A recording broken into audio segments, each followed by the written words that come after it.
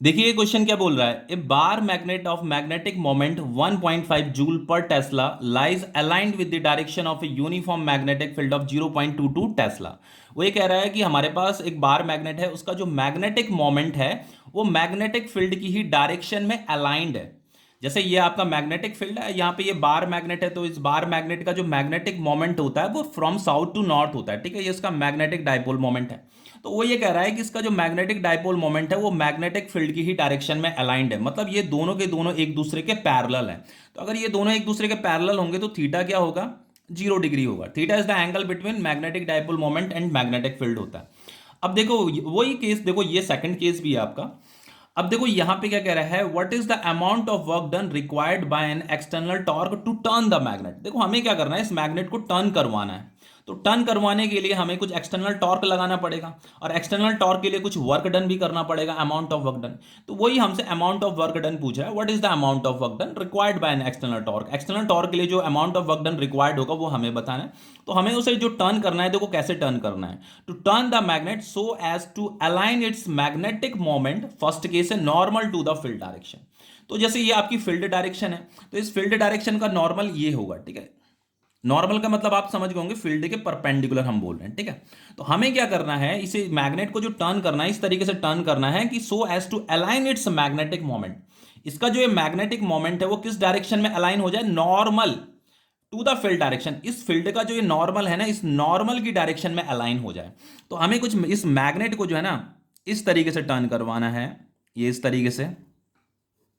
पहले ये इसका इनिशियल इस तरीके से था, अब ये फाइनल मतलब इस तरीके से ऐसे इसे टर्न करवाना है ऐसे।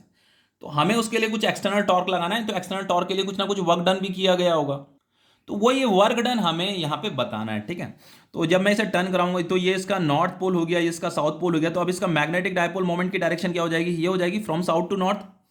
तो ये उसका मैग्नेटिक डायपोल मोमेंट है। तो अब बच्चों मैग्नेटिक फील्ड का डायरेक्शन तो ये है, मैग्नेटिक डायपोल मोमेंट ये है। तो यहाँ पे जो थीटा जो एंगल बन रहा है वो कितना बन रहा है, 90 डिग्री बन रहा है। यहाँ पे तो थीटा 0 डिग्री बन रहा था, यहाँ पे थीटा 90 डिग्री बन रहा है। ठीक है, अब देखिए यहां पे एक दूसरा केस भी तो पूछा है, opposite to the field direction.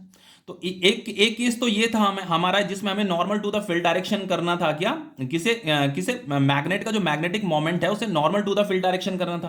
और एक दूसरा केस भी दे रखा है हमें यहाँ पे कि हमें मैग्नेट का जो मैग्नेटिक मोमेंट है उसे opposite to the field direction करना है। तो देखो स्टार्टिंग में तो मैग्नेट इस तरीके से रखा हुआ था, उसका मैग्नेटिक मोमेंट जैसे यहाँ पे था ना ऐसे था, इस तरीके से ये मैग्नेटिक फील्ड है। लेकिन अब हमें क्या करना है, इस मैग्नेटिक मोमेंट को जो है फील्ड के अपोजिट करना है। तो उसके लिए हमें इसे टर्न कराना पड़ेगा ऐसे, है ना। तो अब हमें जो है इस बार मैग्नेट को टर्न कराने के लिए कुछ एक्सटर्नल टॉर्क इस पे लगाना पड़ेगा। तो उसके लिए कुछ वर्क डन भी करना पड़ेगा। तो इसका भी वर्क डन बताना है, इसके लिए भी वर्क डन बताना है, और इसके लिए भी वर्क डन बताना है। इन दोनों केसेस के लिए हमें अमाउंट ऑफ वर्क डन बताना है। ठीक है, तो अब हमने क्या किया, यहाँ पे इसे थोड़ा टर्न करा दिया है ऐसे करके। तो इसका साउथ इधर आ जाएगा, नॉर्थ इधर आ जाएगा। तो जो मैग्नेटिक डायपोल मोमेंट होगा वो इस डायरेक्शन में होगा, फ्रॉम साउथ टू नॉर्थ हो जाएगा।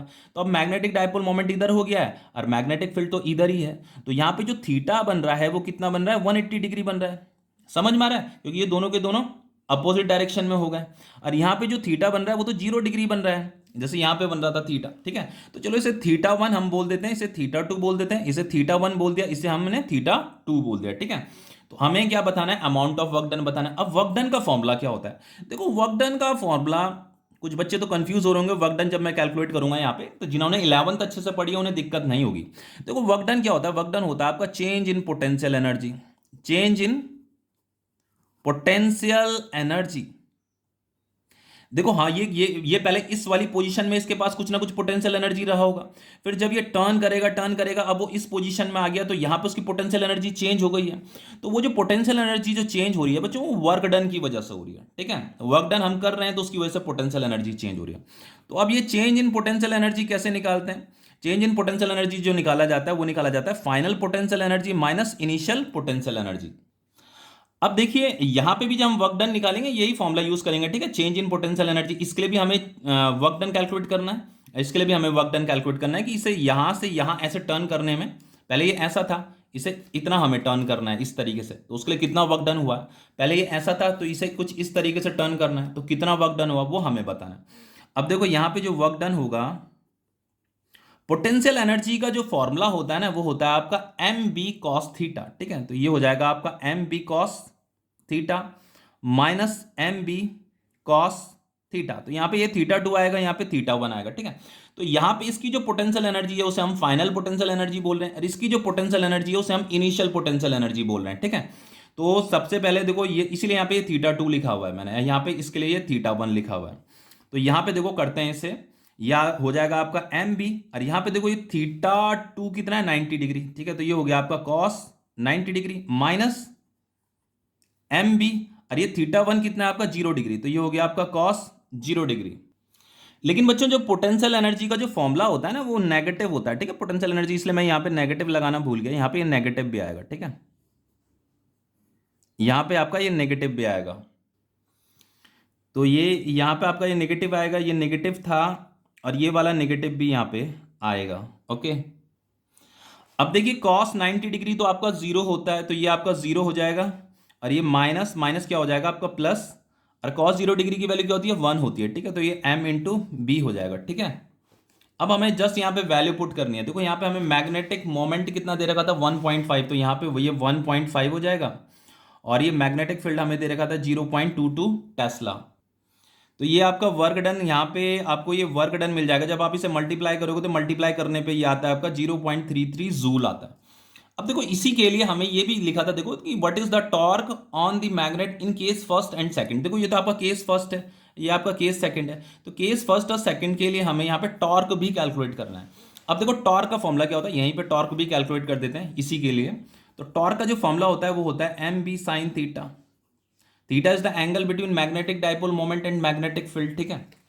अब देखो ये पहले इस तरीके से था, अब ये जब हमने इसे टर्न कराया तो ये इस तरीके से हो गया, तो इसका हमें टॉर्क कैलकुलेट करना है। तो यहाँ पे ये जो थीटा है, थीटा कितना है 90 डिग्री है, ठीक है, 90 डिग्री है, तो यहाँ पे थीटा हम 90 डिग्री यूज करेंगे, ठीक है।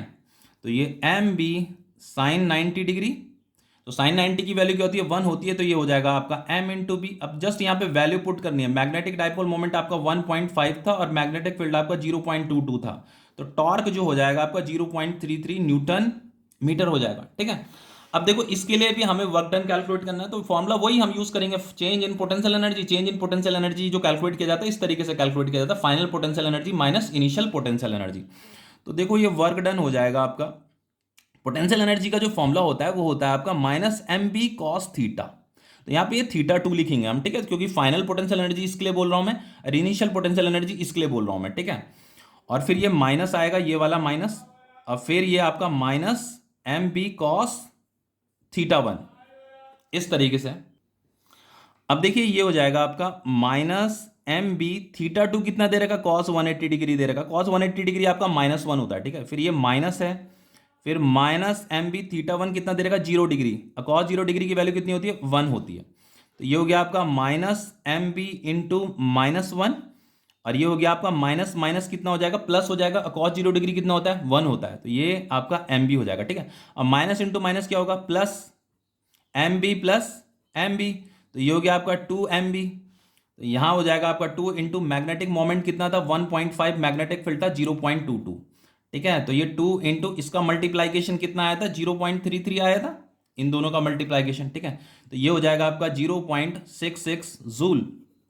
अब देखो हमें यहाँ पे टॉर्क भी कैलकुलेट करना है सेकंड केस के लिए, ठीक है।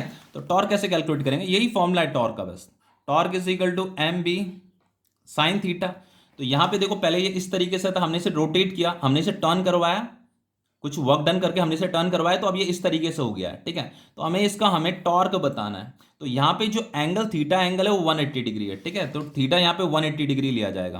तो एम तो दे रखा था आपका 1.5 इंटू बी दे रखा था 0.22, और ये आपका दे रखा था थीटा कितना था 180 डिग्री। तो जो साइन 180 डिग्री होता है ना वो 0 होता है, तो ये टॉर्क कितना आ रहा है आपका 0 आ रहा है। तो ये क्वेश्चन आपका कंप्लीट हो गया है।